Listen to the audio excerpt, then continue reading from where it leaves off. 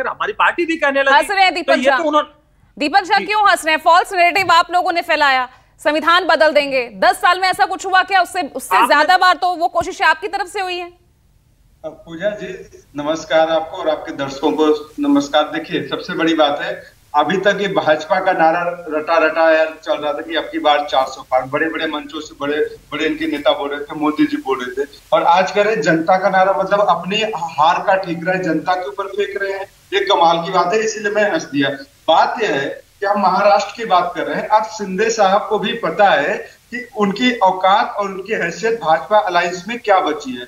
शिंदे कमजोर हो चुके हैं, भाजपा को पता है। भाजपा वो मछली है जो छोटी मछलियों को खा जाती है। शिंदे को पता है कि भाजपा मछली भी नहीं है, मगरमच्छ है, और शिंदे जैसे लोगों को खत्म कर देगी इस चुनाव में, शिंदे को, अजीत पवार को। इसलिए वो अभी से अपना मोर्चा खोल चुके हैं, ये बहुत स्पष्ट है, और उनको पता है अगर अभी नहीं तो कभी शिंदे साहब का तो भाजपा से बेटर परफॉर्मेंस रहा इस बार।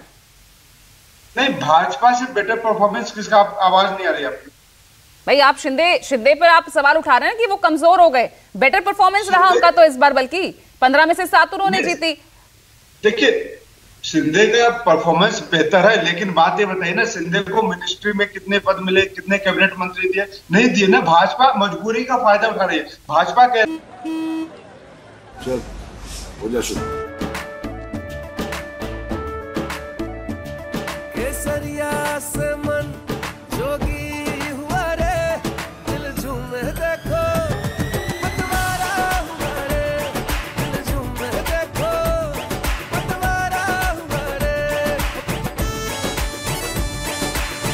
हर पल मनाओ केसरी त्योहार। विमल बोलो जुबान केसरी। कि शिंदे आप मेरे सपोर्ट से यहाँ पे सीएम बने हुए हो, इसलिए आप अपना मुंह बंद रखिए। तो जो मजबूरी का रिश्ता है ना भाजपा एनडीए का और शिंदे का है, तो शिंदे को पता है कि भाजपा इस बार, भाजपा का जो राजनीतिक चरित्र है वो बहुत ही खतरनाक है। इस देश में पहली बार ऐसा हुआ कि भाजपा विपक्षियों को तो छोड़िए, अपने सहयोगी दलों को भी तोड़ने में लगे हुए, अपने सहयोगी दलों को भी बर्बाद करने में लगे। ये नीतीश भी समझते हैं, ये शिंदे भी समझते हैं, ये अजीत पवार भी समझते हैं। और अजीत पवार का तो दर्द पूरे देश ने देखा कि किस तरीके से उनका दर्द छलक आया जब वो कह रहे कि हमारे को मंत्री पद नहीं दिया जा रहा है। और प्रफुल्ल पटेल ने भी कहा कि हमको मंत्री पद नहीं दिए, मतलब कैबिनेट स्तर का मंत्री पद चाहिए, लेकिन हमको राज्य मंत्री, वो भी स्वतंत्र प्रभार नहीं दे रहे। तो इस तरीके से भाजपा ही इस तरह काम कर सकती है। तो भाई कम लोग झोंक तो आपके यहाँ पे भी नहीं हुई। एमएलसी भी हाल ही में देखा हमने, जब 5 सीटों पर उद्धव ठाकरे ने उम्मीदवारों की घोषणा कर दी, बाद में कुछ बातचीत आपकी हुई, तब जाके आपको 1 सीट मिली। तो नोकझोंक तो और आगे की राह आपके लिए भी आसान नहीं है ना?